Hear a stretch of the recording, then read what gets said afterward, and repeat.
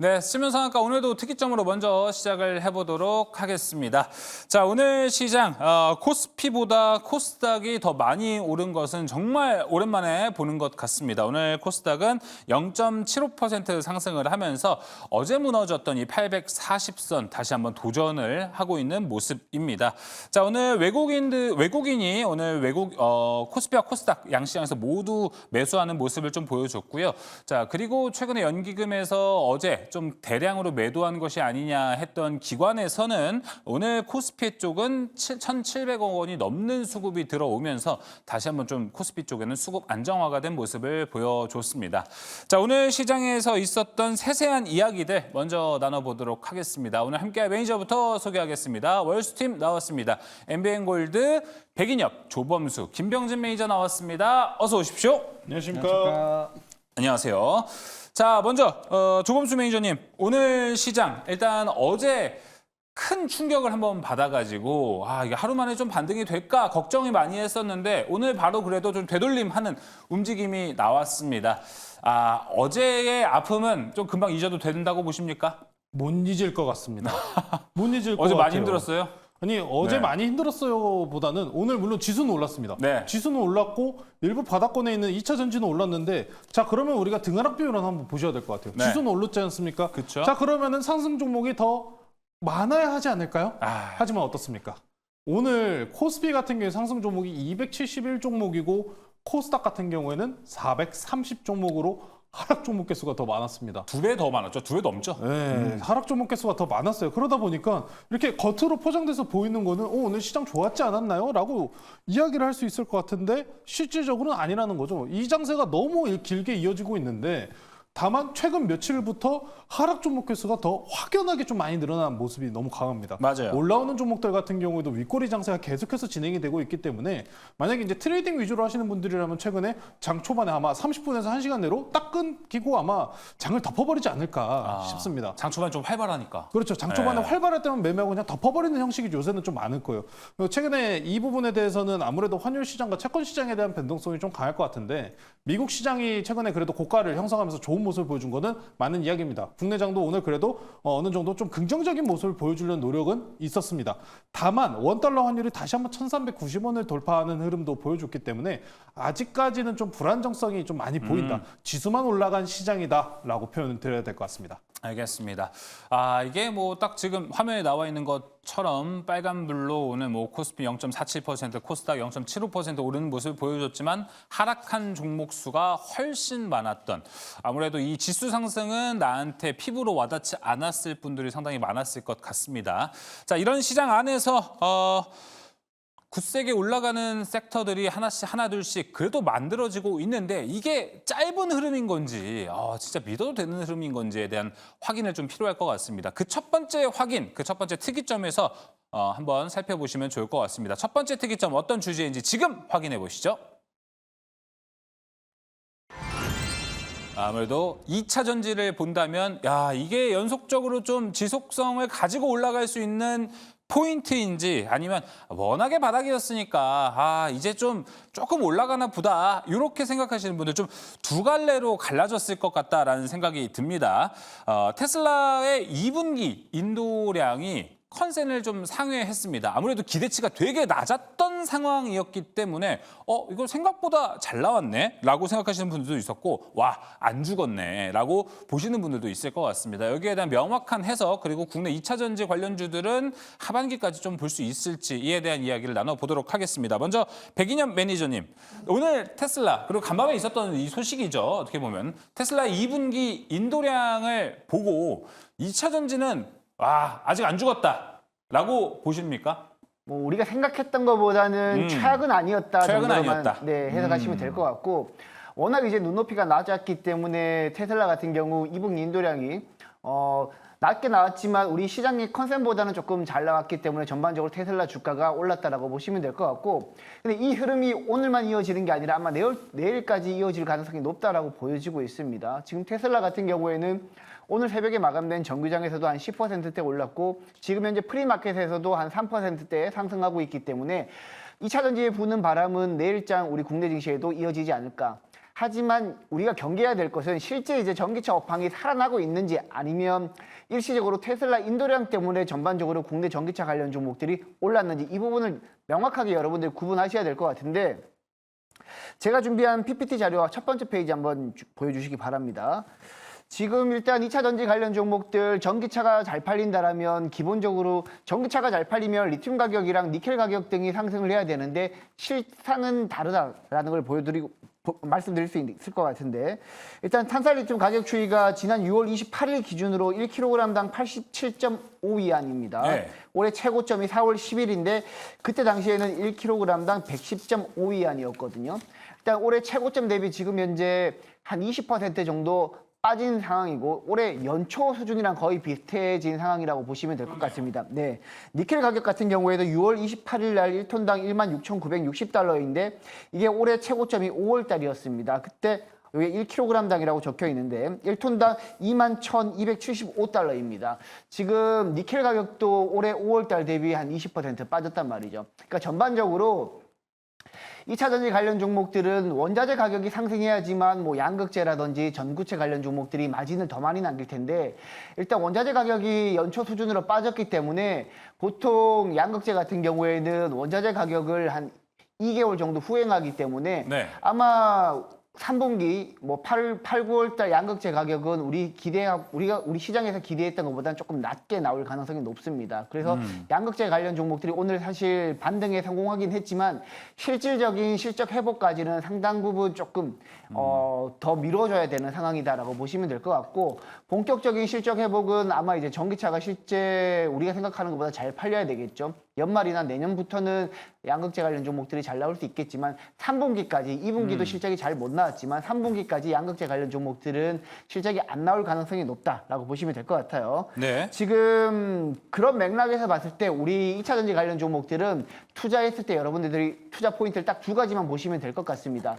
워낙 많이 빠졌기 때문에 그쵸. 어차피 2차 전지 전기차 잘 팔릴 거기 때문에 워낙 많이 빠진 상태에서 저가 매수세가 유입됐다라고 인식하시면 될 것 같고 그리고 음극재 쪽에서는 제가 항상 강조하지만 오늘 나노신 소재랑 제이오가 강하게 움직였습니다. 특히 나노신 소재가 한 7, 8%대 강한 움직임을 보였었는데 음극재는 전기차 업황과 무관하게 움직일 수 있다고 제가 항상 말씀드리고 있기 때문에 음극재 관련 종목 위주로 보시면 될 것 같고 그 외에는 저가 매수 관점으로 보신다라면 이번 2차 전지 랠리가 완전 단발성은 아니지만 장기적으로도 가기는 조금 어렵지 않나 지금 당장만 봤을 때는 그래서 지금 흐름 같은 경우에는 보통 LNF가 한번 상승하기 시작한다라면 보통 18만 원대까지 가는 경우가 많았었거든요. 네. 18만 원에서 한 20만 원대 찍고 보통 밴드 상단에서 꺾이는 경우가 많았기 때문에 LNF 기점으로 LNF가 안 그래도 이제 양극재를 테슬라에 공급하고 있으니까 LNF 주가가 한 18만 원에서 20만 원 정도 되면은 다른 2차 전지 관련 종목들 전반적으로 다시 한번 조정이 나올 수 있기 때문에 LNF를 기점으로 여러분들이 투자 전략을 세워 나가신다라면 충분히 좋은 전략 수립하실 수 있지 않을까라고 저는 보고 있습니다. LNF가 좀 중심이 될 거라고 보세요, 백인님 지금 기자님? 일단 테슬라 인도량이 우리 예상치보다 잘 나왔기 때문에 지금 관련 종목들이 올랐거든요. 근데 LNF 같은 경우에는 전기차에 들어가는 양극재를 LG에너지 솔루션을 통해서 테슬라에 공급하고 있기 때문에 테슬라랑 가장 밀접하게 관련이 있는 양극재 관련 종목이라고 보시면 될 것 같아요. 지금 일단 뭐 테슬라가 시간에 프리마켓에서도 지금 현재 3%대 상승세를 보였다는 점에서 이 추세가 오늘 내일 새벽 장 마감 때까지 이어진다라면 LNF가 내일 하루 더 치고 나갈 가능성이 있다. 근데 여태까지 이제 2차 전지 관련 종목들이 올랐을 때 LNF의 밴드 상단은 18만 원에서 20만 원대 사이이기 때문에 그 정도 가격까지 올라가면 다른 2차 전지 관련 종목들도 다시 한번 조정받을 가능성이 있다라고 저는 말씀을 드리겠습니다. 알겠습니다. 지금 일단 테슬라가 올랐기 때문에 거기에 가장 연관된 종목 보자면은 LNF를 중점적으로 보는 것도 일단 필요해 보입니다. 채팅창 좀 읽고 넘어가 보도록 하겠습니다. 이거 백인현 매니저님 내용인 것 같아서 몇 개 좀 읽고 갈게요. 먼저 김이현님께서 올려주신 내용인데요. 백인현 매니저님 레드카드 드린다고 합니다. 무방 아침에 한다더니 오늘 무방 안 하셨나 봐요. 그래서 초코송이님께서 백인현 매니저님 대변을 좀 해주신 것 같아요. 오늘 백인현 매니저님 유튜브 설정이 좀 정상적으로 안 되어서 준비하시고 못 하셨다 뭐 이런 얘기를 했는데 백인현 매니저 뭐좀 해명할 기회를 좀 드리도록 하겠습니다. 오늘 이제 유튜브 설정을 하는데 조금 에러가 있어가지고 제가 못했는데 내일 아침에는 제가 꼭 무방을 하고 좋은 내용과 좋은 종목들 네. 많이 소개해 드릴 테니까 내일 아침 8시에 유튜브에서 검색하시고 들어오시면 될 것 같습니다. 네. 또 매일 아침에 또 백인현 매니저 무료 방송 준비가 되어 있고 오늘은 유튜브 설정 이 좀 문제가 돼가지고 무료 방송 진행을 못했다고 합니다. 자, 그럼 이어서 바로 김병준 매니저와 이야기를 좀 나눠보도록 하겠습니다. 네. 지금 김병준 매니저는 워낙에 시장에서 긍정적인 요소가 나오면은 그게 왜 더 긍정적일지 되게 잘 파보고 긍정적인 시각을 또 제시를 잘 해주는 편이잖아요. 네. 그러다 보니까 오늘 2차 전지 오른 거를 또 얼만큼 좋게 보는지도 궁금하고 혹시나 김병준 매니저가 이럴 때 아니요 2차 전지 지금 안 좋을 것 같은데요 얘기를 할 수도 있을 것 같아서 김병준 매니저는 오늘 좀 어떻게 봤어요? 2차 전지의 상승. 지금 2차 전지는 안 좋다라고 생각하시는 분들은 꼬네요 이제. 반대로 생각하셔야 됩니다. 지금 2차 전지는 반드시 좀 보셔야 되고요. 예. 일단 이슈를 두 가지를 한번 살펴보면서 설명을 드려보도록 할게요. 글로벌 5월 EV 판매가 전년 동월 대비해서 13% 증가했다는 소식 때문에 오늘 2차 전지 관련된 종목들이 주가가 뜨거웠고요. 그리고 이제 시장에서 지금 주도하고 있는 종목들을 좀 설명을 해드려야 될 것 같은데 실리콘 응급제 관련해서 앞서서 이제 백인현 매니저님이 잘 설명을 해주셨습니다만 현대차가 실리콘 응급제를 탑재한 배터리, 보급차에도 이제 실리콘 응급제를 탑재해 서 출시를 하겠다라는 소식 때문에 뭐 대주전자 재료나 나노신소재 같은 기업들이 이제 주가가 좀 뜨거웠다라고 보시면 될 것 같고요.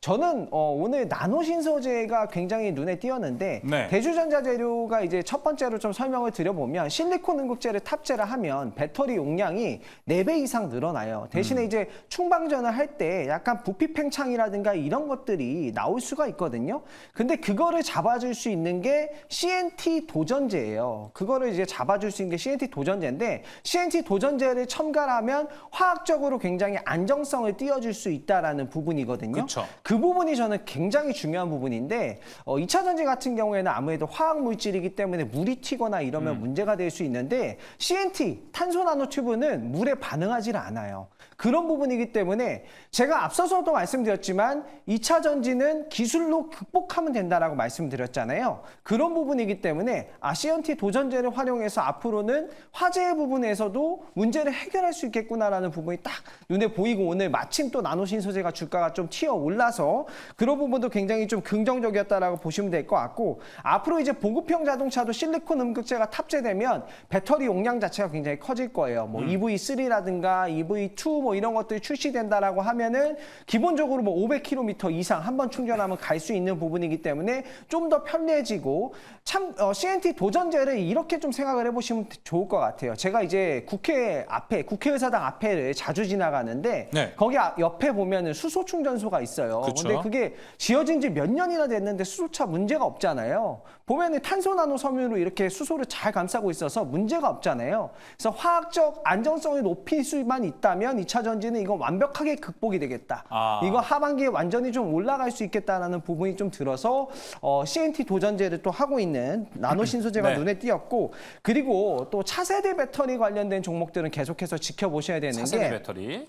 리튬 인산철 배터리나 뭐 전고체 배터리 같은 것들 예. 그런 것들 같은 경우에는 왜 지켜보셔야 되냐면 열적 분해 온도가 LFP 배터리 같은 경우에는 약 270도입니다. 그래서 굉장히 고온에서도 잘 버틸 수 있고요. 전고체 배터리 같은 경우에는 열적 분해 온도가 300도가 넘기 때문에 실질적으로 이것들이 상용화되고 한다면 훨씬 더 좀 안전한 2차 전지들이 나올 수 있기 때문에 오히려 위기라고 생각했다가 저는 기회다라고 생각이 들고 2차 전지 관련된 종목들은 충분히 뭐 미래의 성장성이 있는 전고체나 뭐 LFP 배터리 또는 뭐 지금 뜨거운 뭐 실리콘 응급제, 네. CNT 도전제 관련된 종목들 네. 눈여겨보시면 되겠습니다. 네, 최근에 또 2차 전지 올라갈 때 또 실리콘 응급제 관련한 뭐 대주전자 재료가 엄청나게 좀 올라가는 모습을 보여줬기 때문에 채팅창에서도 이제 대주전자 재료를 또 큰 주전자라고 부르시는 분들이 상당히 많기 때문에 뭐 큰 주전자 가자, 주전자 가자 막 이런 식으로 얘기를 좀 많이 나오고 있습니다. 근데 나노신소재를 얘기했다라는 거는 대주전자 재료가 워낙에 좀 지금 고가권에 있다 보니 좀 쉬고 있다 보니 나노신소재가 좀 시간적으로 좀 빠를 거라고 보시는 거죠, 김병준 매니저님? 아니죠. 나노 신소재 실리콘 응급제를 넣으면 배터리 용량이 커지는데 CNT 도전제를 넣으면 이 2차 전지의 화학적 안정성이 보장이 되는 거예요. 굉장히 안정적으로 네. 열폭주라든가 이런 부분에 안정적으로 되는 거고 실질적으로 제가 알아보니까 CNT 도전제는 물이나 이런 거에도 또 반응하지 않더라고요. 그런 부분이기 때문에 이 실리콘 응급제를 넣은 배터리를 안정적으로 좀 쓸 수 있는 그런 상황이 되는 부분이라서 CNT 도전제는 또 실리콘 응급제가 가면 반드시 같이 가야 되는 그런 업종이라고 저는 보시면 될 근데 것 지금 같아요. 주가 시세적인 관점에서 물어본 거였거든요. 시세적인 관점에서는 당연히 따라가야 된다라고 보시면 될 것 같습니다. 네. 그냥 같은 세트라고 보시면 될 거예요. 예, 알겠습니다. 자, 그러면은 전반적으로 또 김병진 매니저는 2차 전지에 대해서 긍정적인 이야기를 또 해줬기 때문에 저는 이게 또 궁금해지네요. 세 분을 두고 또 OX를 한번 갈라보도록 하겠습니다. 지금 2차 전지, 뭐 채팅창에는 테슬라 급등했다고 2차 전지 이 여기저기서 방송하네라는 이야기를 했는데 뭐 이럴 때 지금 어떤 시점인지 파악은 해야겠죠. 세 분이라면 지금 이제 연말까지 본다면 2차 전지 지금 살만한 타이밍 맞다. OX 한번 갈라보도록 하겠습니다. 연말까지입니다. 왜냐하면 하반기부터 2차 전지를 보자라는 관점이 상당히 많이 나왔었거든요. 지금 이 시점에서 우리는 볼 수 있을지 OX 한번 확인해 보겠습니다. 하나, 둘, 셋! 좀 안 보이잖아요, 조은수 매니저님. 중립이요? 중립은 뭐 어떤 의견이에요? 사도 되고 뭐 종목 바이 종목이다 뭐 이런 건가요? 확실히 종목 바이 종목일 수밖에 없어요. 어느 종목이에요? 그러니까 앞서서 말씀하신 두 분이 좋다고 말씀하신 거는 응급제가 다 좋다고 말씀하시잖아요. 맞아요, 음극재라고 얘기했죠. 응급제잖아요. 근데 양극재들은 드디어 그럼 다시 과거의 영광을 찾을 수 있을까요? 라는 부분인데 우리가 확인할 게 아직도 많잖아요. 양극재는 사실. 그러면 다시 넘어갈게요. 마이크 넣어서 죄송하지만 네네. 일단은 2차 전지라고 한다면은 지금 실리콘 응급제를 투자하시는 분들도 많긴 한데 사실 저는 8할 이상이 양극재를 가지고 계시고 오히려 좀 기다리고 계시는 분들이 많다라고 생각이 들어서 이 부분 이제 하반기에 우리 어떻게 좀 대응을 해야 될지 양극재로 한번 줄여보겠습니다. 범주를. 하나, 둘, 셋. 그럼 조은수 매니저는 양극재 쪽에서는 X 그리고 백인현 매니저도 X를 주셨는데 조은수 매니저는 계속해서 이야기 한번 들어볼게요. 왜 양극재를 X를 드리긴 했지만 그래도 새로운 길이 열렸다고 저는 봐요. 이번에 테슬라 덕분에 뭐 올라왔다, 2차 전지가 테슬라 덕분에 올라왔다는 이야기를 하는데 사실 테슬라 인도량으로 따지고 보면은 컨센서스 대비 잘 나왔을 뿐이지 작년 대비해서 비교해 보시면은 그렇게 매출량이 크게 늘어난 거는 아닙니다. 그쵸. 그래서 이것만 따지고 보기에는 이게 전기차가 좋아서 반등이 나온 건가요? 라고 물어보시면 저는 아니라고 말씀드립니다. 그럼 뭐 때문에 올라왔냐? 여러 가지 요인들이 있지만 첫 번째로 옵션 기준이에요. 이게 외국계 자료인데 골드만삭스 자료입니다. 골드만삭스에서 이제 뮤추얼 펀드랑 헤지 펀드사가 보유하고 있는 포지션에 대한 비중인데 이제 뮤추얼 펀드도 그리고 헤지 펀드도 테슬라는 전부 다 숏이에요. 완전히 언더웨이트. 저 바닥에 있었던 과매도. 그러니까 숏 포지션이 너무나 많은 공매도가 과도하게 집중된 종목이었다는 겁니다. 그러다 보니까 이 바닥 구간에서 숏 커버링 형태로 강하게 반등이 좀 튀어나왔다라고 보시는 게 맞을 것 같고 제가 더 여기서 강하게 올라올 수 있었던 이유는 전기차가 아니라 저는 다른 데 있다고 봅니다. ESS에 있었다고 봐요. ESS 같은 경우에는 이번에 역대 최대 실적이라고 나왔어요. 9GHz 와트, 이게 단어 갑자기 생각이 안 나는데 거의 9기가라고 해서 이미 지난 분기 실적 대비해서 거의 2배에서 3배 가까이 실적을 냈단 말이에요. 에너지랍니다. 에너지. 자, 이제 뭐 어떤 거냐면 지금 당장에 우리가 AI, 전기차, 뭐 데이터 센터 이것 때문에 전력이 없다라고 이야기를 하잖아요. 맞아요. 제가 항상 이 부분에 대해서 가장 빠른 순서에 대해서 여러분들께 전달을 드렸었던 것 같은데 가장 빠른 거는 당연히 화석에너지입니다. 화석에너지. 두 번째는 뭘까요? 태양광이에요. 왜? 태양광 같은 경우에는 제조 기한도 그렇게 길지 않고요. 금액만 있다면 빠르게 만들 수가 있습니다. 자, 그러면 두 번째가 태양광인데 태양광 관련해서 같이 무조건 쫓아가는 게 뭐다? ESS입니다. 자, 그러다 보니까 태양광 같은 경우는 어때요? 해 떠 있을 때만 에너지를 모으고 해 떨어져 있을 땐 뭐합니까? 에너지 못 모아요. 그 타이밍에 쓰는 게 바로 ESS 저장 장치입니다. 이 시장 같은 경우에는 북미랑 유럽항에서도 계속 커지고 있는 시장이기 때문에 저는 이 흐름 덕분에 지금 테슬라가 반등이 나오지 않았나. ESS 실제로 때문에? 오늘 국내에서도 이런 ESS 관련주들이 상당히 좋은 모습을 만들어줬습니다. 2차 전지보다 더 잘 갔어요.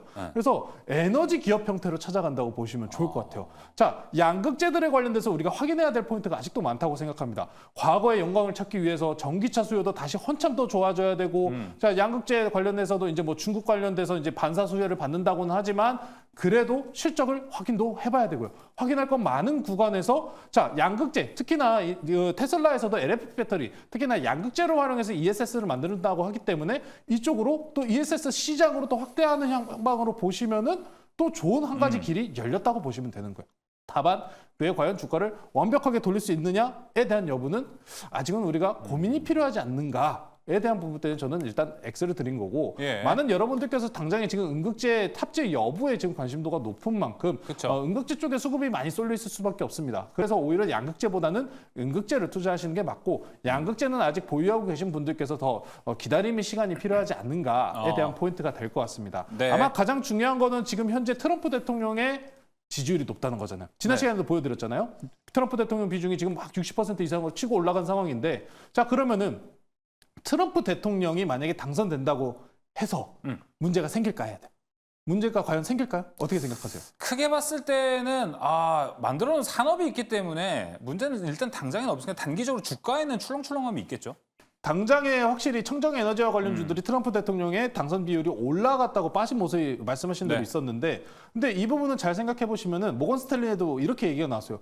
이 친환경 에너지와 같은 그리고 전기차와 같은 섹터는 양당에서 지지하는 섹터이기 때문에 당장 이 법안을 폐지할 리가 없다. IRA 법안을 폐지를 한번에 갑자기 할 수가 없다. 그렇기 때문에 우리는 청정 에너지 투자, 대체 에너지 투자를 유지해야 된다라는 이야기 있다시피 네, 트럼프 대통령이 된다고 해서 한꺼번에 갑자기 IRA 맞아요. 폐지 이렇게 할 수 없습니다. 네. 그렇기 때문에 전기차 사업에 대한 부분, 대체 에너지 사업에 대한 부분은 장기적으로 유지될 가능성이 높으니까 오히려 이번 조정 구간에서 잘 노려보시면은 좋을 것 같습니다.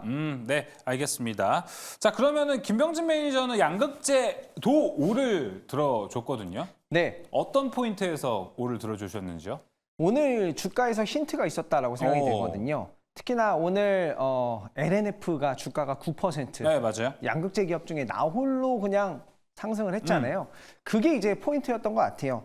양극재도 다 같은 양극재가 아니고요. 어떻게 믹스를 했느냐에 따라서 열적 분해 온도가 다 달라지거든요. 특히나 이제 LNF가 한 거는 니켈 함량을 굉장히 높인 부분인데 니켈 함량이 97%, 98%까지 높였단 말이에요. 이렇게 될 경우에 열적 분해 온도가 300도까지 올라갈 수 있기 때문에 굉장히 열에도 강한 그런 양극재를 만들 수 있고요. 지금 NCMA 배터리라고 해서 NCMA 양극재라고 해서 니켈, 코발트, 망간, 알루미늄을 넣은 양극재를 LNF가 만들고 있기 때문에 이런 기업들 조금 더 우리가 디테일을 찾아본다면 충분히 투자 포인트를 좀 찾을 수 있지 않을까라고 생각이 들고 다 같은 양극재 기업보다 2024년도에는 기술 개발을 좀 잘하고 있는 기업들 결국에는 우리가 가야 될 산업이고 기술을 잘하는 기업들을 우리가 선정만 하면 그 안에서 먹을 수 있는 파이는 크다라고 생각이 들기 때문에 그런 종목들을 좀 선정을 해보시면 좋지 않을까 생각합니다. 알겠습니다. 오늘 시장에서 좀 힌트를 얻을 수 있었다라고 이야기를 해주셨습니다. 그런데 일단 테슬라 급등을 하면은 제가 봤을 땐 근 한 2개월에서 3개월 정도는 테슬라의 상승, 이제는 2차 전지만 볼 게 아니고 자율주행도 같이 봐야 되는 시대가 왔다라는 이야기를 되게 많이 했었습니다. 그런데 백인현 매니저님, 오늘 시장에서 사실 자율주행 섹터가 장 초반에는 강하게 올라가기는 했거든요. 근데 이제 종가로 가봤더니 윗꼬리를 대다수 좀 달았습니다. 자율주행까지 뭔가 좀 투자 아이디어가 오기는 어렵다고 보시나요? 일단 자율주행은 뭐 저 같은 경우에는 무방에 참여하시는 분들한테 항상 자율주행 관련해서 말씀을 드릴 때는 단기적으로 접근을 하시라라고 말씀을 드립니다. 그거 오늘 말씀 못 드렸을 거 아니에요? 네, 오늘은 이제 무방을 진행 안 했으니까 못했는데 항상 이제 자율주행 뭐 테슬라가 지금은 이제 차량 인도량이 많이 증가하면서 2차 전지 쪽으로 올랐지만 그 전까지는 테슬라가 자율주행 이슈로 많이 올랐었거든요. 근데 국내 관련 종목들이 한 번씩 오를 때마다 윗꼬리를 달거나 장초반 급등 이후에 음봉을 나타내는 경우가 훨씬 더 많았습니다. 그래서 우리 투자자들도 그런 트렌드를 한번 보셔야 될 것 같아요. 지금 우리 시장에서 가장 핫한 트렌드였던 섹터들 같은 경우에는 실제 뭐 전력 인프라도 마찬가지겠지만 실제 숫자가 실적에 찍히면서 올라가는 기업들이 대부분이었거든요. 과거 이제 2차 전지 관련 종목들도 실적이 찍혔을 때 가장 많이 올라갔듯이. 근데 자율주행 관련 종목들은 아직까지는 제대로 된 실적을 내는 종목들이 아직까지는 없는 것 같습니다. 그래서 자율주행 관련 종목들은 전반적으로 접근을 하실 때는 단기적으로 접근을 하시고 여러분들이 만약에 이제 길거리 돌아다니면서 이제 자율주행 차량이 눈에 밟힌다라고 했을 때 그때 여러분들이 본격적으로 투자를 하셔도 늦지 않다. 지금은 워낙 이제 시장 변화가 빠르고 순환매도 빠르게 돌고 있기 때문에 굳이 자율주행에 목맬 필요가 없다. 이슈가 있을 때마다 단기적으로만 접근을 하시라고 저는 말씀을 드리겠습니다. 알겠습니다. 이슈가 있을 때 단기적으로 접근을 하자. 백인현 매니저의 자율주행 섹터에 대한 의견 좀 들어봤었는데 나는 아니다. 자율주행 다 막아도 된다라고 생각하시는 분은 치고 나와주셔도 됩니다. 저는 좀 담아도 된다고 생각합니다. 얘기 들어볼까요? 트레이딩적인 관점이긴 해요. 말씀하셨던 것처럼 실적 지키는 기업 별거 없습니다. 네. 별 기업 없어요. 그거 없어요. 꾸준하게 올라가는 네. 기업은 없는데 그냥 정말 트레이딩적으로만 생각하시면 테슬라가 8월 8일 날 FSD 자율주행 관련해서 발표한답니다. 로보택시 관련주. 그러면은 그때 전에 만약에 조정이 나온다? 들어가 보셔도 괜찮아요. 대표적으로 뭐 자율주행 관련주라고 하면 뭐 모바일 어플라이언스라든지 아니면 HL 만더 뭐 이런 종목 생각하실 건데 그렇죠. 예. 이 며칠 전에 있었던 그 참사가 있잖아요. 또 시청역에서. 예. 그것까지 생각해 보시면은 오히려 제로성적인 측면에서는 트레이딩하기 괜찮다라고 생각하셔야 될 것 같아요. 왜? 이 참사 이후에 가장 중요했었던 게 그래서 자동차가 살 수 있었느냐 그 부분이잖아요. 막아야 되잖아요. 급발진이 나오면은. 이것도 하나의 또 앞으로 정부에서도 이야기가 나올 수 있습니다. 유럽이나 미국, 북미 같은 경우에도 뭐 2030년에서 2026년도까지라든지 AB와 관련된 이런 자율주행 브레이크와 관련된 부분도 계속해서 의무화에 관련된 이야기도 나오다시피 우리나라에서 이거 나올 수 있습니다. 나올 수 있어요. 이건 자율주행 섹터랑 가장 많이 엮여 있는 부분이기 때문에 최근에 뭐 자율주행주들이 올라갔다 만약에 눌리고 있다면은 재료성 테마도 괜찮고 앞으로 한 번 더 남았다. 트레이딩 관점으로는 저는 한 방 더 남았다고 보기 때문에 오를 드리고 실적적인 부분은 물론 문제긴 하기 때문에 네, 그렇죠. 실적이 찍히지 않기 때문에 단기성 플레이로 접근만 하시자라고 말씀드리겠습니다. 네, 일단은 자율주행 기업들이 확실하게 지금 돈을 벌고 있는 구간은 아니다 보니까 시장 안에서 우리가 봤을 때에는 일단은 좀 트레이딩 관점이 어느 정도 필요한 섹터이지 않을까 좀 생각이 듭니다. 알겠습니다. 그럼 채팅창 댓글 좀 몇 개 읽고 가보도록 하겠습니다. 이번에는 또 조범수 매니저 이야기가 좀 담겨져 있어서 조 매니저님 2차 전지 설명이 상당히 명쾌하시네요. 감사합니다. 라고 이창원님께서 이렇게 얘기를 해주셨네요. 네, 감사합니다. 네. 그래서 이 반응이 궁금해서 한번 읽어봤습니다. 자, 그리고 조 매니저님과 함께 얘기를 해서 지금 사계절님께서 채팅창 올려주신 게 근데 2차 전지 이제 실적 시즌 아닙니까? 2분기 실적 나올 때 쇼크 한번 나올까요? 1분기 때 이미 나오지 않았습니까? 뭔가 연장이 될 것 같은데 이번 2분기 실적 때 낙폭이 좀 줄어들면은 좋게 볼 수 있다라는 관점 생기지 않을까? 전 이렇게 좀 생각이 들거든요. 저는 그 부분에 대해서 좀 기업 바이 기업으로 봐요. 기업마다 좀 다르지 않을까? 왜? 여기는 경쟁력이 너무 높아요. 우리가 ESS도 이야기했지만 ESS 관련주 미국의 다른 종목도 있거든요. 그 종목은 실적이 계속 하향 나서 못 갔어요. 네. 그 이야기는 2차 전지나 아니면 ESS 배터리나 전반적으로 산업적으로 굉장히 비싼 사업이잖아요. 그런데 그 상황에서 경쟁자들도 많아요.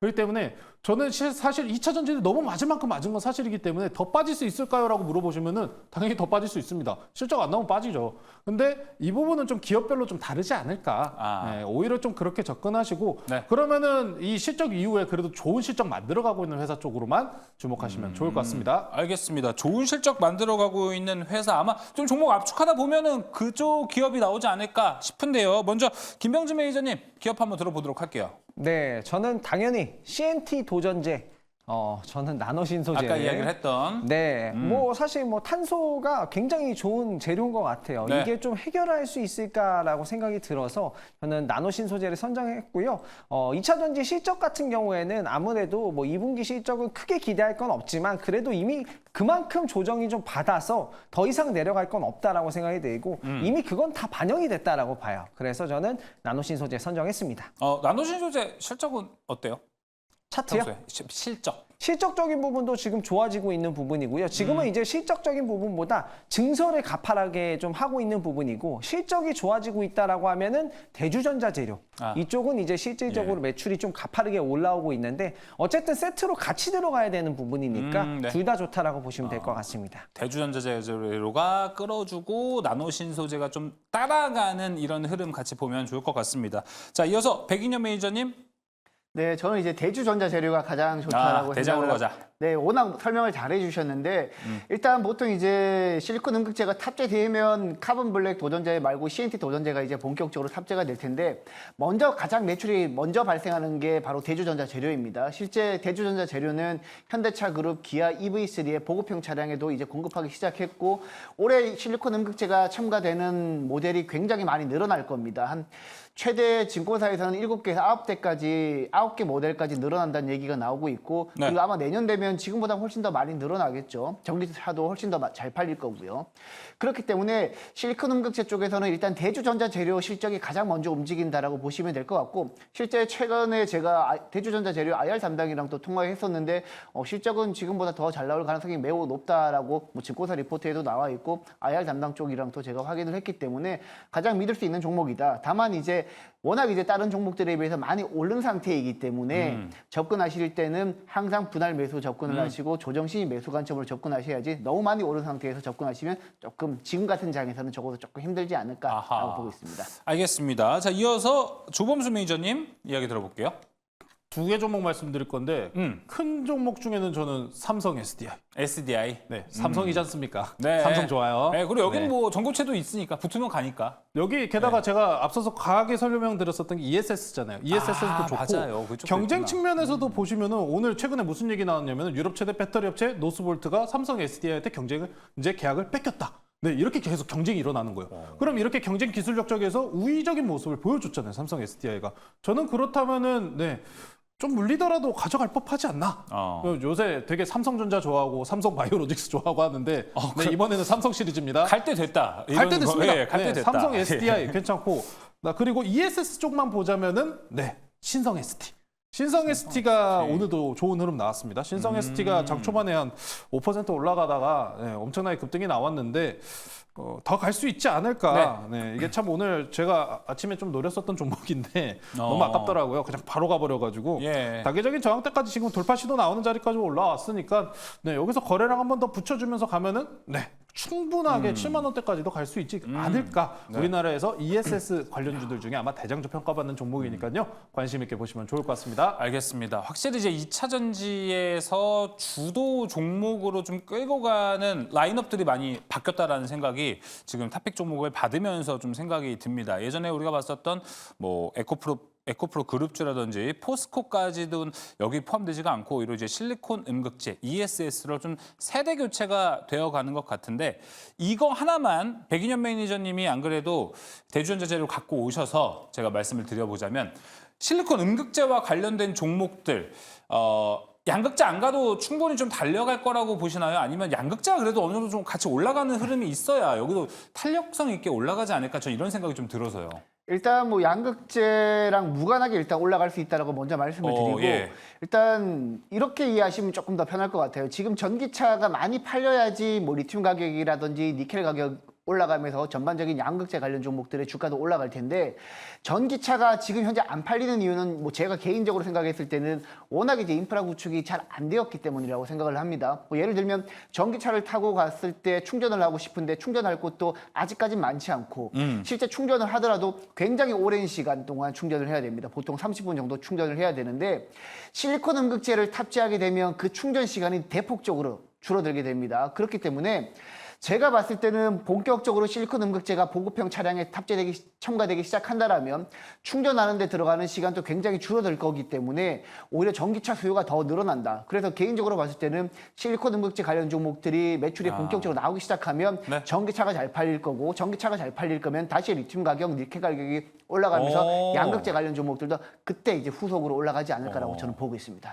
알겠습니다. 백인현 매니저의 2차 전지 시나리오, 베스트 시나리오. 잘 한번 들어봤습니다. 자, 그럼 이제 첫 번째 특이점 마무리해 보도록 하겠고요. 이제 두 번째 특이점으로 지금 넘어가 보도록 하겠습니다. 네, 어제 제약바이오가 올랐을 때 화목팀과 이야기했을 때는 어떤 종목이 이렇게 막 다 가계급하로 올라가다 보니까 시장의 흐름을 좀 읽기가 어렵다라는 이야기를 했었고 화목팀도 그 얘기를 했습니다. 그렇지만 오늘 HLB의 이 호재라고 해야 되나요? 그동안에 좀 악재로 작용이 됐었던 FDA 간약 신약 재검사 신청을 이제 권고를 받아냈습니다. 그리고 좀 거기와 연관되어 있던 항서제약의 이 캄렐리주마 CMC 실사 관련 추가 제출 서류도 없어도 된다. 이런 것들이 있으면서 오늘 HLB 그룹주들이 다 상한가에 안착하는 모습을 좀 보여줬습니다. 그 안에서도 뭐 삼성전자제약도 요즘 좀 강한 모습 보여주고 있기 때문에 여기에 합세하는 모습을 좀 보여줬는데요. 김병진 매니저님, 지금 제약바이오가 요새 참 시장에서 자주 화두가 되어가고 있는 것 같습니다. 네. 주도 섹터로 좀 가고 있다라고 보시나요? 지금 주도 섹터로 가고 있고요. 주도 섹터로 가고 있을 때 실적까지도 지금 좋아지고 있는 부분이기 때문에 실적까지. 네, 저는 충분히 이제 기대를 해볼 수 있겠다라고 생각되고 HLB 관련된 이슈는 제가 이미지를 보면서 설명 한번 드려보도록 할게요. 예. HLB가 이제 FDA 미팅을 완료를 했다라고 하더라고요. 완료를 했고 추가적인 보완 서류 없이 아스코에서 발표했던 내용 그대로 FDA 심사를 다시 한번 하고 2개월에서 6개월 내에 FDA가 승인 여부를 결정하겠다라는 내용이 나왔어요. 그래서 이제 이 내용을 보셔야 되는데 이미지를 다시 한번 보여주세요. 제목이 잘못돼 있어서 리보세라닙과 캄렐리주맙을 보셔야 되는데 이게 지금 아스코에서 나왔던 데이터 자료라고 보시면 될 것 같아요. 이 데이터 자료에서 한번 좀 설명을 한번 드려보면요. 일단 첫 번째, 이게 리보세라닙, HLB의 리보세라닙과 캄렐리주맙의 병용요법 치료법인데 MOS를 한번 보시면은 이게 중앙생존기간이라고 보시면 될 것 같아요. 이게 23.8개월이 나왔다라고 보시면 될 것 같고요. 위험비를 보셔야 되는데 위험비가 HR을 보시면 됩니다. 이게 1보다 낮으면 좋은 건데 지금 0.64가 나왔습니다. 예. 그렇다는 건 이제 항암 치료를 할 때 지속 가능성이 있느냐가 중요한 부분인데 좀 지속적인 부분에서 굉장히 좋은 효과를 낼 수 있다라는 부분이고요. 객관적 반응률이나 중앙 반응 시간 같은 경우에는 중앙 반응 지속 시간은 17.5개월 정도라고 보시면 될 것 같고 여기에 이제 경쟁 약품을 좀 보셔야 될 것 같아요. 이제 뭐 간암 치료제 같은 경우에는 뭐 누구한테 딱 하나 이게 맞는다라기보다도 사람마다 조금 다르게 수가 있기 때문에 중요한 게 뭐 지금 1차 치료제가 되느냐 마느냐가 이제 가장 큰 화두고 1차 치료제 가능성을 봐야 되는 부분에서 경쟁약을 봐야 되는데 옵티모랑 여보이의 이 병용치료요법도 이제 경쟁약품으로 보시면 될 것 같은데 이것도 아스코에서 발표를 했는데 중앙생존기간이 23.7개월입니다. HLB의 리보세라닙과 캄렐리주맙과 거의 비슷한 부분이거든요. 그런 부분이고 위험비는 이게 0.79로 HLB가 위험비 지속적으로 봤을 때는 굉장히 좀 높은 수준이었다라고 보시면 될 것 같아요. 그래서 이게 2개월에서 6개월 정도 FDA 심사를 앞두고 있는데 굉장히 그래도 승산이 있는 부분이다. 그쵸. 그래도 경쟁을 좀 해볼 수 있을 만한 그런 데이터를 가지고 지금 나온 부분이라 오늘 HLB 관련된 종목들 모두 다 상한가를 갔다라고 보시면 될 것 같고 관련돼서 내용은 조금 더 우리가 FDA 승인 여부는 지켜봐야 되겠습니다만 그렇죠. 그래도 중앙생존 기간으로 보면 상당히 경쟁력이 있었다. 좋은 약품이었다라고 보시면 될 것 같고요. 그리고 제약바이오 키워드를 본다면 하반기에 있을 저는 이제 바이오 시밀러 관련된 기업들도 이제는 좀 지켜봐야 된다라고 생각이 그쵸. 되고 예. 삼천탕제약 같은 경우에도 아일리아 바이오 시밀러 그리고 이제 또 셀트리온이라든가 이런 기업들도 바이오시밀러 진펜트라 신약이 미국 출시가 앞두고 있기 때문에 관련해서 제가 이미지를 한번 셀트리온 실적 전망치를 한번 보여드리도록 할게요. 준비한 게 많으시군요. 예. 네, 제가 제약바이오를 굉장히 좋아하기 때문에 네. 잘 분석해왔습니다. 지금 진펜트라 같은 경우에는 예를 들면 이런 거예요. 기존의 의약품을 피하주사 형태로 바꿨다라고 보시면 될 것 같아요. 피하주사 형태로 바꿔서 세트리오 내놓은 신약이라고 보시면 될 것 같은데 이게 이제 향후에 기대되는 연매출이 3조 원에 가깝다라고 보시면 될 것 같아요. 왜냐하면 주사제를 피하로 바꿨기 때문에 처방이 굉장히 쉽잖아요. 그런 부분인데 지금 세트리온의 매출이 3조 원대입니다. 근데 이게 신약이고 만약에 이게 향후에 시장 점유율을 차지해서 3조 원대 매출이 추가가 된다면 셀트리온의 향후 매출이 거의 6조가 넘어간다라는 부분이에요. 그리고 잘 보시면은 영업이익률이 22%에서 44%까지 증가합니다.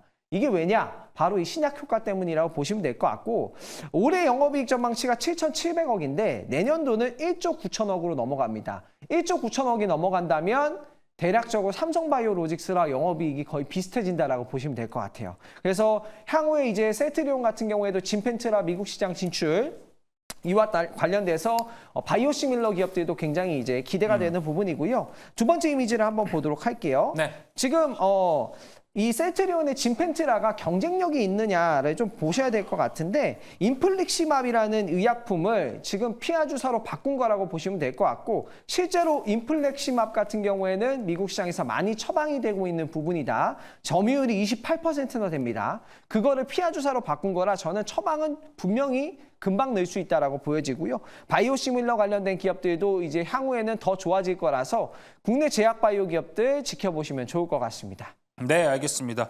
자, 최근에 이제 CDMO 바이오 시밀러 쪽에서도 좋은 흐름이 나왔기 때문에 오늘 있었던 HLB 이야기까지 쫙 김명진 매니저가 설명을 해줬습니다.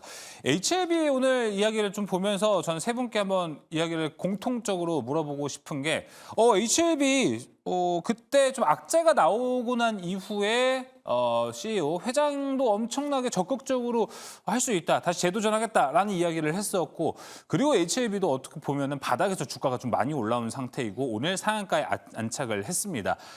그렇다면은 이거 그때 있었던 악재 다 딛고 전고점까지 올라가는 걸 기대해봐도 되지 않을까라는 막연한 생각은 바로 들거든요. 자, 어디까지 보면 좋을지 아직 확인할 게 좀 있는지 OX를 통해서 좀 확인해 보도록 하겠습니다. 자, HLB 지금 다시 한번 상승 랠리가 열릴 것이다. O를 들어주시면 좋을 것 같고요. 아직은 확인할 게 좀 있다. X 들어주시면 될 것 같습니다. 하나, 둘, 셋. 자, 일단 극명하게 X를 표현해준 백인현 매니저님부터 이야기를 좀 들어보도록 하겠습니다. 지금 오늘 이런 상황 본다면 악재가 많이 좀 소멸된 걸로 보이는데요, 저는. 네, 지금 뭐 예. HLB 그룹주 관련 종목들이 전반적으로 올랐는데 제가 이제 X를 든 것은 이제 과거 이제 HLB 지금 뭐 오늘 기사만 봤을 때는 이제 과거 이슈가 됐던 게 상당 부분 소멸이 됐습니다. 근데 만약에 HLB가 과거처럼 그룹주들이 시장 수급을 다 빨아먹게 되면 다른 종목들이 굉장히 힘든 시장이 될 거기 때문에 그거는 그렇군요. 네, 예. 그 관점에서 제가 그냥 조금 과거처럼 수급을 빨아먹으면서 올라가지는 않았으면 좋겠다라는 관점에서 제가 X를 들었고요. 네. 일단 뭐 전반적으로 이제 제가 생각하고 있는 바이오 쪽의 시장은 크게 두 가지로만 보시면 될 것 같습니다. 먼저 이제 정책적 기대감이 부각되고 있는 뭐 CDMO, 지금 미국이 생물보안법 추진하면서 중국 바이오 기업들 억제하면서 CDMO 관련 종목들이 많이 올라가고 있는데 뭐 삼성 바이오로직스라든지 뭐 바이넥스라든지 ST팜 같은 종목들이 올라가고 있는데 그런 종목들이 1차적으로 먼저 움직이기 시작했고요. 그 다음에 우리 국내 시장에서는 아직까지 뭐 펩트론 외에는 뚜렷하게 올라가고 있는 종목이 뭐 인벤티지랩 정도이지만 예. 뭐 일라이릴리나 노보노디스크 같은 경우에는 거의 조정 없이 미국 시장에서 계속 올라가고 있단 말이죠. 그래서 지금은 오늘 삼천당제약도 사실은 올라가고 있던 게 비만 치료제 관련 종목으로 올라갔다라고 보고 있기 때문에 여러분들이 지금 바이오 시장에서 핫한 키워드를 볼 때는 뭐 CDMO 관련 종목뿐만 아니라 비만 치료 관련 종목으로 여러분들이 포트를 압축해서 접근을 하셔야지만 시장에서 생각보다 시장 지수보다 더 나은 퍼포먼스를 볼 수 있다. 그런 관점에서 여러분들이 키워드별로 조금 접근을 하셨으면 좋겠다라고 제가 말씀을 드리겠습니다. 키워드별로 접근하자. 잠시 후에 그 어떤 키워드로 좀 갈라보면 좋을지에 대한 이야기를 좀 들어보도록 하겠고요. 중립을 줬던 조범수 매니저도 이야기를 한번 나눠보면 좋을 것 같습니다. 백인현 매니저님 앞에 이야기를 해줬는데 HLB 그룹주가 8개 정도 되잖아요. 근데 이게 다 상한가를 가버리면은 진짜 수급 쏠림이 생기긴 하겠다라고 생각이 들고 저는 8개 그룹주가 있는데 솔직히 전 모르겠습니다. 뭐가 다르고 여기는 뭐 파나지는 뭘 하는 데고 이노베이션은 더 혁신적인 곳인가? 뭐 이렇게밖에 말이 안 나옵니다. 그룹주가 많은데 이걸 좀 줄이는 것도 HLB 딴에는 좋지 않을까 생각이 들어요. 저도 그래서 HLB 관심 없습니다. 네. 네, 저는 항상 바이오 물어보시면 대표 바이오 짠돌이로서 삼바가 최고입니다. 삼성 최고. 네. 삼바 잘 가잖아요. CDMO. 그렇죠. 4조 얘기하신 거에서 30-40%가 다 삼성 겁니다. 그렇습니다. 근데 우리가 카카오 엄청 막 분할 상장한다고 욕하잖아요. 근데 그 카카오도 몇 개인 줄 아십니까? 카카오가 카카오 상장된 거예요? 게임즈, 아니면? 뱅크, 페이 상장한 거 4개밖에 안 돼요. HLB 8개입니다. 네. 함정이 여기 있었네요. 네. 카카오가 훨씬 나아 보이지 않나요? 예. 네. 아무리 생각해도 카카오가 훨씬 나아 카카오가 보이는데. 양반이었구나. 네. 아니 HLB가 뭐 네. 말씀하신 것처럼 수급적인 측면 요인도 있는데 네. 그냥 진짜 뭐 차트적인 관점만 보면은 아직 더 올라갈 수는 있을 것 같아요. 음. 그래서 제가 원하는 바는 HLB 앞선 구간에서 물리신 분들 있잖아요. 맞아요. 많을 거예요. 그분들 그냥 탈출하실 수 있는 기회 정도 상승 만들어주면 좋겠다. 저는 딱 그 선입니다. 뭐 가남 관련해서 FDA 승인 이제 다시 허가 신청권 얘기도 있었었고 비만약 관련된 이야기도 있었었는데 비만약이 아니죠. 그 알츠하이머죠. 알츠하이머와 관련된 이슈도 있었는데 전일 시장을 바이든 대통령이 비만약 그리고 당뇨병이죠. 갑자기 생각이 안 났어요. 네, 당뇨병 같은 경우에도 가격 낮춰라. 왜냐하면 미국이 엄청 비싸요. 당뇨랑 비만약 같은 경우에 수요가 폭발적이다 보니까 그냥 배짱 장사합니다. 비싸게 파니까 바이든 대통령이 가격까지 낮춰라라고 이야기가 나왔었던 만큼 오늘 장에 그래서 바이오주들의 그래도 수요는 있지 않냐라는 흐름이었지만 변동성이 좀 강했다고 보시면 좋을 것 같고요. HLB, 저는 삼성바이오 말고 관심이 없습니다. 삼성바이오가 가장 안정적으로 투자할 수 있는 바이오이지 않나 싶고 HLB 과거에 또 이런 좀 급락스러운 모습을 만들어줬잖아요. 사실 바이오가 악재적인 뉴스가 나왔다고 해서 급락하는 거 있는 일이에요. 근데 최근에 HLB처럼 이렇게 우악하면서 무너지진 않아요. 그래도 좀 이렇게 빠르게 무너지지 않기 때문에 저는 HLB 용자들을 위한 종목이지 않나. 있으신 만약에 앞에서 물리신 분들에게는 좋은 탈출 기회가 되셨으면 좋겠고요. 우리 용자님들께서는 단타로 한번 접근해 보시는 게 어떨까라고 말씀드리겠습니다. 알겠습니다. HLB는 좀 다른 영역에 있는 것이다라고 이야기를 했고요. 그리고 제 기억이 맞다면 지난주에 이 자리에서 조범수 매니저가 삼성바이오로직스를 이야기를 했습니다. 그리고 월요일, 화요일에 주가가 또 상당히 잘 갔기 때문에 조범수 매니저의 이 삼성바이오로직스의 관점 같은 것도 잘 도움을 받아보시면 아주 좋을 것 같다는 좀 생각이 듭니다. 채팅창에서 이거 아까 올라왔던 글인데 양희선님께서 올려주셨습니다. 인벤티지랩 전환 청구권 행사가 되어 있는데 이거 악재인가요? 라는 이야기가 지금 올라와 있습니다. 백윤현 매니저님. 이게 시간외 거래에서 제가 아까 봤을 때는 마이너스 한 4% 정도 나온 상태이거든요. 내일 시장에서 좀 악재로 작용할 가능성이 있겠죠? 일단 뭐 전환 청구권 행사 자체는 시장의 새로운 물량이 주식 물량이 풀리는 거기 때문에 호재는 아니고 악재라고 보시면 될 것 같고 실제 시간외 거래에서는 시간외 거래에서 한 마이너스 5% 이상 빠지다가 막판에 조금 끌어올리면서 마이너스 4%대로 마감을 했는데 일단 뭐 그 이슈만 놓고 본다라면 악재가 맞고요. 하지만 전반적인 비만 치료제 시장의 성장성을 봤을 때는 최근에 이제 인벤티지랩 같은 경우에도 하루 거래량이 한 100만 주 이상 200만 주까지 올라가는 경우도 많기 때문에 이번 물량이 악재인 건 맞지만 충분히 거래량으로 소화할 수 있다. 그쵸? 그리고 전환사채 물량이 상장되는 시기가 7월 말 시기이기 때문에 아직까지 비만 치료제 이슈가 살아있다라면 내일 뭐 하락 이후에 다시 한번 반등을 보일 여지도 충분히 있다라고 저는 보고 있습니다. 네, 말씀 주신 것처럼 비만 치료제 이슈가 쉽사리 좀 끝나지 않기 때문에 인벤티지랩 같은 경우도 전환 청구권을 행사했어도 추후에 또 상승을 도모할 수 있는 힘이 있다. 이렇게 볼 수 있을 것 같습니다. 오늘 제약바이오 보면은 뭐 이제 비만 치료제도 올라가긴 했고요.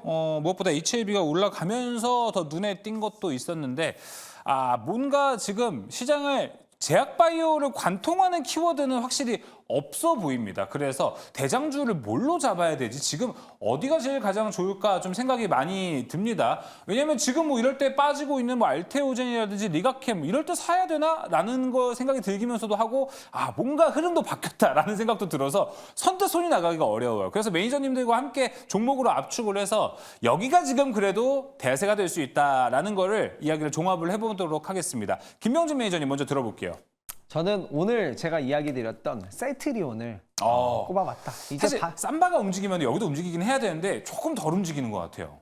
근데 사실 뭐 신약을 개발했다라는 부분, 이걸 피하 주사로 했다라는 부분이 너무나도 명확한 투자 포인트이기 때문에 삼바는 삼성바이오로직스도 잘 갈 거고 셀트리온은 삼바춤을 추지 않을까라고 생각이 들고 또 서정진 회장님이 미국에서 엄청나게 또 마케팅을 열심히 하고 계시더라고요. 그래서 진펜트라의 처방도 잘 늘어나지 않을까라는 기대를 충분히 해볼 수 있을 것 같고 HLB 차트 한 번만 좀 보고 싶어요. HLB 차트를 한번 보면서 마지막으로 좀 정리를 한번 해드리면 HLB요? 네, HLB는 아무래도 오늘 시장에서 다 상한가를 갔고 그룹주가 아까 다 올라갔다라고 말씀을 해주셨잖아요. 그렇기 때문에 HLB 같은 경우 그룹주를 모두 다 매매하실 필요 없고 뭐 사실 뭐 대장주라고 하면 딱 HLB잖아요. 그렇죠. 그리고 FDA 승인 결과가 뭐 2개월에서 6개월 정도 내에 나오기 때문에 그 안에서까지는 주가가 좀 움직이지 않을까라고 생각이 들고 지금 경쟁력과 거의 박빙이에요. 초박빙이기 때문에 충분히 기대를 해볼 만한데 거의 월드컵을 보는 느낌이다라고 보시면 될 것 같고요.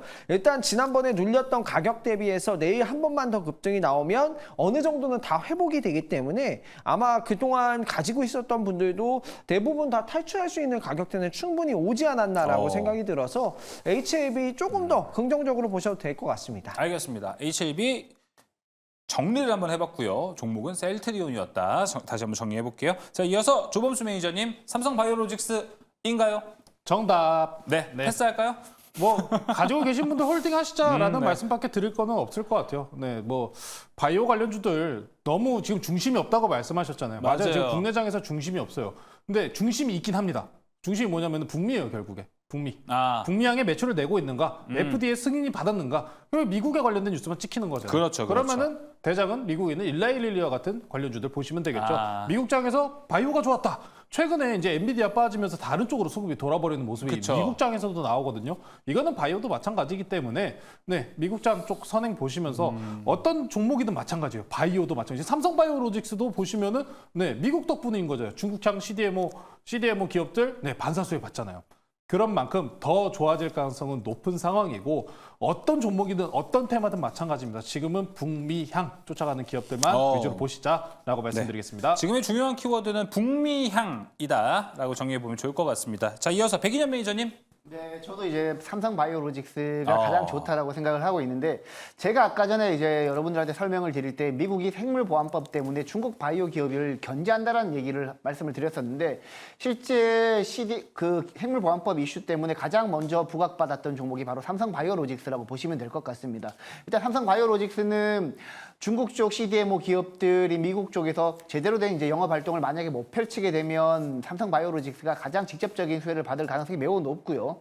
그리고 사실 이제 바이오 관련 종목들은 기준금리 인하 시기부터 본격적으로 오른다는 얘기가 있었는데 삼성바이오로직스는 사실 이미 기준금리 인하 얘기가 나오기 전부터 실적도 잘 찍히고 있고 수주가 너무 많이 받아가지고 기존의 생산 캐파 증설하는 준공 시기를 앞당길 정도로 수주를 많이 받고 있다고 합니다. 그리고 최근에는 조단위 수주도 다시 한번 언론 보도를 통해서 발표한 만큼 실제 실적이 따박따박 찍히고 미국 쪽 생물보안법 이슈도 부각될 수 있는 삼성바이오로직스가 좀 여러분들이 투자하시기에는 조금 가장 안정적이지 않나라고 보고 있습니다. 알겠습니다. 그리고 한 가지만 삼성바이오로직스가 2번 나와서 한 번 더 백인현 매니저님 물어보도록 하겠습니다. 삼성바이오로직스가 이렇게 아무도 모를 때 급등을 하는 경우가 되게 줄곧 왕왕이 좀 있습니다. 한 5%, 10% 빵빵 튀어올라서 와 사야겠구나, 관심 있구나 해서 사실 들어가면 그때가 되게 고점인 경우가 많아요, 백인현 매니저님. 맞습니다. 근데 지금 좀 연속성을 가지고 좀 빨리 사는 게 좋은가요? 아니면 확실히 천천히 보는 게 좋다고 보세요, 그래도? 일단 지금 봤을 때 사실 이제 지금 삼성바이오로직스 차트 한번 잡아주시면 예. 삼성바이오로직스가 올해 연초부터 가파르게 상승하고 지난 3월 18일 날 88만 원까지 고점을 찍었는데 사실 삼성바이오로직스가 수주가 잘 나왔다는 얘기는 이전부터 나왔던 얘기입니다. 맞아요. 예. 수주가 잘 나왔고 생산시설 캐파 준공 시점도 앞당긴다는 얘기가 이때도 나왔다는 얘기죠. 근데 지금 같은 경우에는 그때 이후에 주가가 워낙 잘 갔다가 시장 흐름에서 삼성바이오로직스가 다소 소외되면서 바이넥스랑 ST팜이 상대적으로 많이 올랐고 삼성바이오로직스 같은 경우에는 실적과 무관하게 실적은 좋지만 주가는 계속해서 빠졌단 말이죠. 지금 삼성바이오로직스를 접근하실 때도 최근 7월달 3거래일 동안 외국인과 기관 수급이 평소보다는 훨씬 더 많이 들어왔다라는 점에 초점을 맞춘다라면 지금보다는 업사이드가 충분히 나올 수 있고 직전 고점이 한 88만 원까지 올라갈 수 있다라고 봐요. 다만 너무 큰 기대감은 투자하기에는 조금 무리가 있다라고 봅니다. 지난번에도 워낙 실적이 잘 나오고 있고 수주도 잘 나온다는 얘기가 나왔지만 조정을 받았거든요. 이번에도 만약에 88만 원 전 고점을 강하게 돌파하고 시세가 추가적으로 우상향하지 않는다라면 다시 한번 재차 조정받을 가능성이 있기 때문에 네. 한 직전 고점에 한 88만 원 부분에서는 여러분들이 한 절반 정도 차익 실현하시고 그 전까지는 조금 편하게 매매하셔도 되지 않나라고 저는 보고 있습니다. 알겠습니다. 일단 88만 원 라인 중요하게 보시면 좋을 것 같습니다. 자, 이렇게 두 번째 특이점 마무리해 보도록 하겠고요. 이제 세 번째 특이점으로 지금 넘어가 보도록 하겠습니다.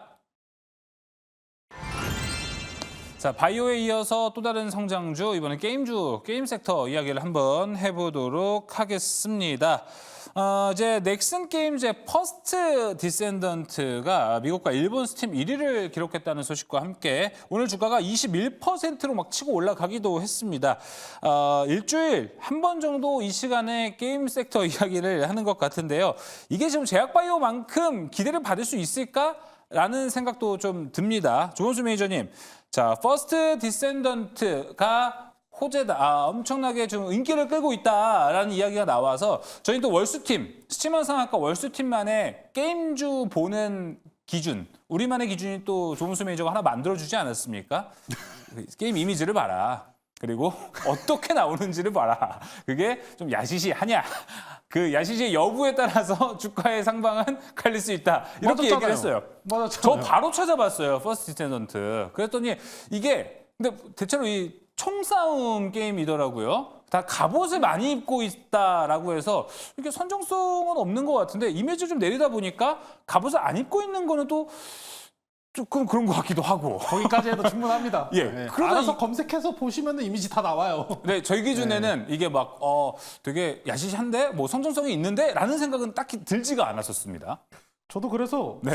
솔직히 진짜 오늘 급등 나왔었던 게 저는 좀 되게 뭐라고 해야 될까요? 뭐 와닿지는 그쵸? 않았어요. 뭔가 뭐 말하기 좀 애매하죠, 네, 이게 지금. 애매해요. 이게 아니, 표현은 할 수 있겠는데 말은 할 수 네. 있겠는데 네 비방 유튜브에서 하겠습니다. 네, 좋아요, 좋아요. 유튜브에서 할 텐데 이번에 뭐 흥행이 나왔대요. 근데 지난번에 우리가 데브 시스터즈도 똑같은 얘기 했었잖아요. 그때 더 갈 수 있을까요?라고 우리 성호 아나운서께서 여쭤보셨는데 네. 저는 그래서 그럼 팔아야죠,라고 얘기했잖아요. 아, 그쵸. 오늘 넥슨 게임즈도 좀 비슷했다고 보아요. 아. 이게 원래 왜 그러냐면은 퍼스트 디센던트가 지금 기사로 한번 같이 보실 텐데 오늘 동시 접속자가 22만 명 이상을 기록했다고 합니다. 오.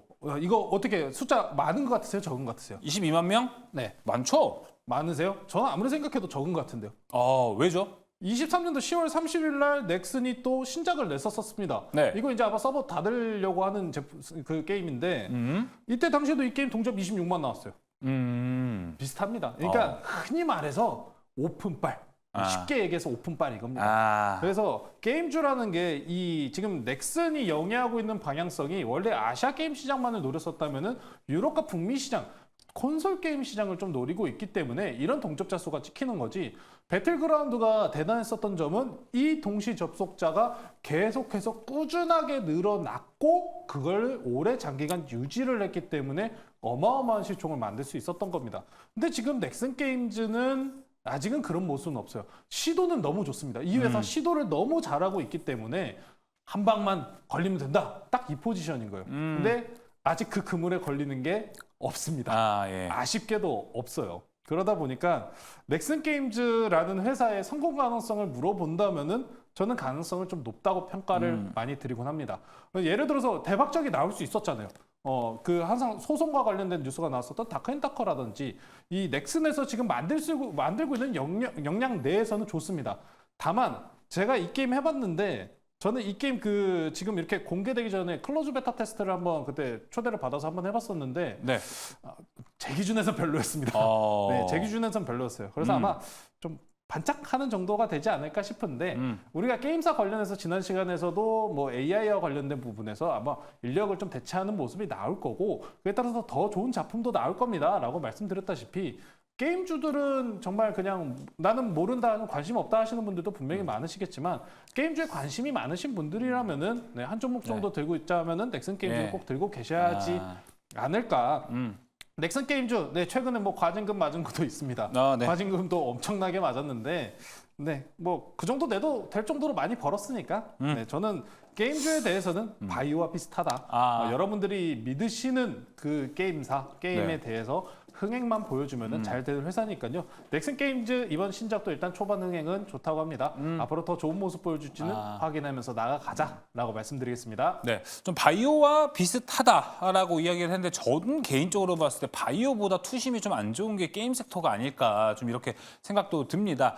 뭐 아까 이제 조은수 매니저가 이야기했던 몇만 명이 지금 하고 있다, 스팀에서 1위, 2위를 하고 있다 이런 게 상당히 호재성 뉴스는 맞는데 섹터 내에 투심이 되게 좋다면 이런 호재성 뉴스가 많이 가거든요. 오래 가고요. 그런데 게임 섹터 내에 지금 투심이 워낙 안 좋으니까 이런 게 지난주에는 뭐 데브 시스터즈였죠. 단발성이죠, 하루 단발성. 올라갔다가 바로 다음 날부터 하락하고 윗꼬리 달고 내려가는 흐름을 보여주고 있기 때문에 지금 게임주 섹터 내가 너무 힘든 분위기이지 않을까 이렇게 생각이 들어서 차라리 잡을 건 좀 저점에서 잡아가는 것도 좋은 전략이겠다. 좀 이렇게 생각이 듭니다. 백인현 매니저님, 지금 그래서 게임 섹터 지금 막 크게 세게 막 들어갈 섹터는 좀 아니죠. 확실히 매력이 있는 섹터는 아니죠. 일단 뭐 그 바이오 관련 종목 막 방금 바이오 말씀하셔가지고 바이오 관련 종목이랑 비교 한번 살짝 해보면 바이오 관련 종목들이 한번 주가가 튈 때 엄청나게 많이 튀잖아요. 뭐 그쵸. 상가 가기도 하고 20% 이상은 보통으로 가는데 게임 관련 종목들은 그렇게 가지는 못합니다.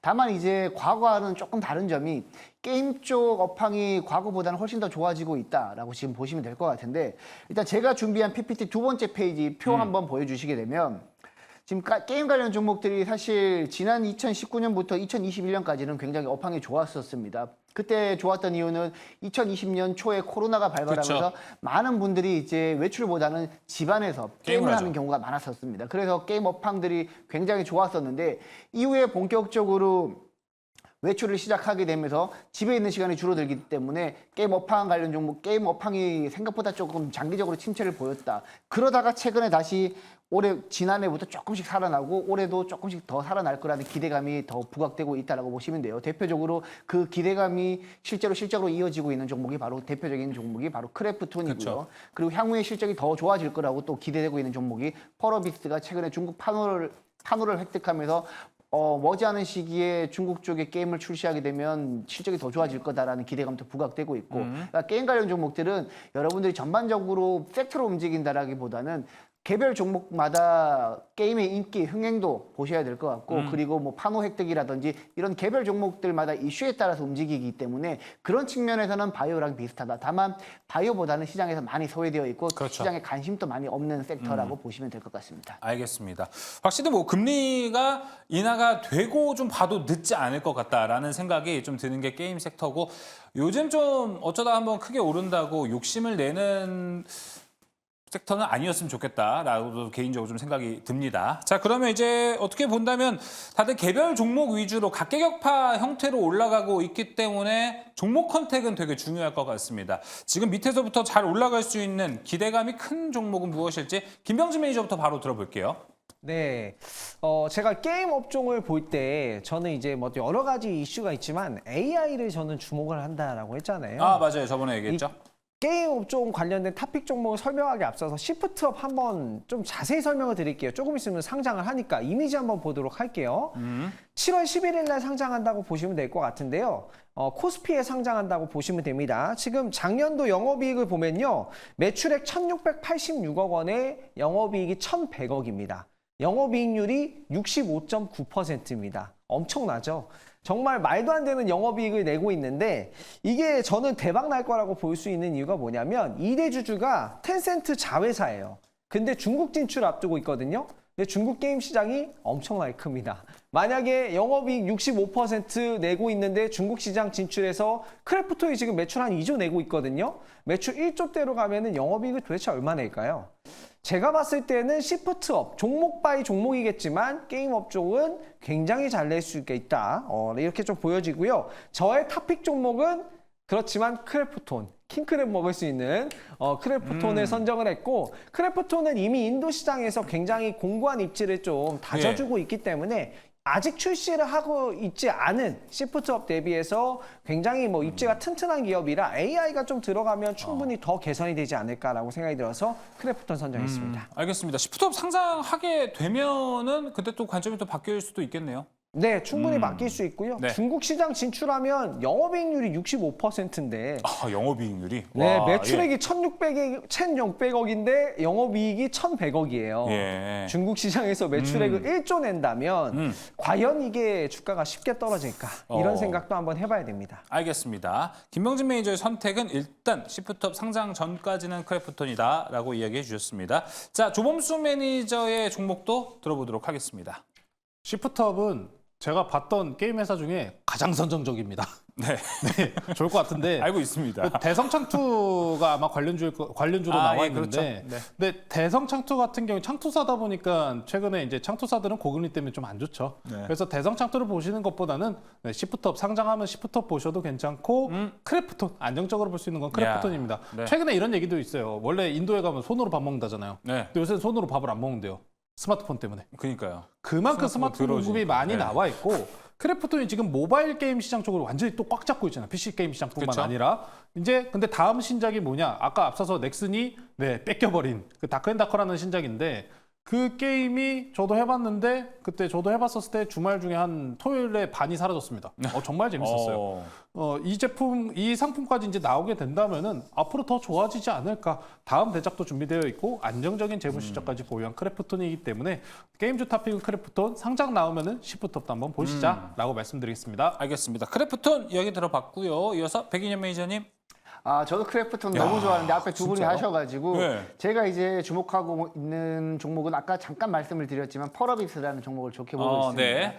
일단 펄어비스는 검은 사막 쪽에서 이제 굉장히 인기를 많이 얻고 있는 종목인데 최근에 검은 사막 PC 버전이 중국 쪽 판호 획득하면서 조만간에 머지않은 시기에 중국 쪽에서 본격적으로 서비스 시작하게 되면 지금보다 훨씬 더 좋은 매출이 나올 수 있을 가능성이 높다라고 보시면 될 것 같고 그리고 이제 검은 사막 이후에 신작 게임 가장 먼저 출시할 게 바로 붉은 사막입니다. 붉은 사막 기대감도 있다. 지금 다음 달에 2024 게임스컴이 열리는데 거기서 펄어비스의 붉은 사막이 아마 공개가 될 겁니다. 이렇게 될 경우에는 모멘텀이 부각되는 뭐 예를 들면 중국 판호 획득에서 본격적으로 향후에는 중국 쪽 매출이 나올 수 있다는 기대감 하나 그리고 2024 게임스컴에서 붉은 사막이라는 새로운 신작 게임을 출시할 수 있다는 기대감이 부각되는 펄어비스가 지금 크래프톤 다음에 가장 여러분들이 주목해야 될 게임 관련 종목이 아닐까라고 생각하고 있습니다. 알겠습니다. 어떻게 보면 지금 크래프톤과 펄어비스로 많이 좁혀졌는데 이 부분은 조은수 매니저님. 지금 실적적인 측면도 보는 건가요? 왜냐하면 펄어비스, 크래프톤 둘 다 게임도 재밌기는 하지만 실적에서 선방하는 게 공통점이거든요. 펄어비스는 제가 잘 모르겠고요. 네. 크래프톤은 당연히 좋죠. 왜 실적이 좋아야지 그래 게임 계속 만들 거 아니에요. 넥슨도 보시면은 자금력이 있으니까 버티는 거예요. 예. 게임 냈는데 실패했어. 그래가지고 서버 내려. 또 냈는데 실패해서 또 서버 내려. 넥슨 지금 완전 반복 중이에요. 그래도 어떻습니까? 버티잖아요. 예. 매출치 같은 거 보시면 버티지 않습니까? 아. 그만큼 크래프톤이나 게임주도 마찬가지로 돈이 있어야지 신작을 내고 다음 성공작을 만드는 거다 보니까 네. 당연하게 안정적인 종목이 제일 중요하다. 크래프톤 말씀드렸습니다. 알겠습니다. 일단은 뭐 게임주도 곳간의 여유가 있어야 더 뭔가를 만들어낼 수 있지 않을까 이렇게 생각이 들면서 세 번째 특이점도 같이 마무리를 해보도록 하겠습니다. 자, 오늘 이제 특별한 이슈 점검 특이점 마무리 해보도록 하겠고요. 바로 이제 특별한 포트 대결로 지금 넘어가 보도록 하겠습니다.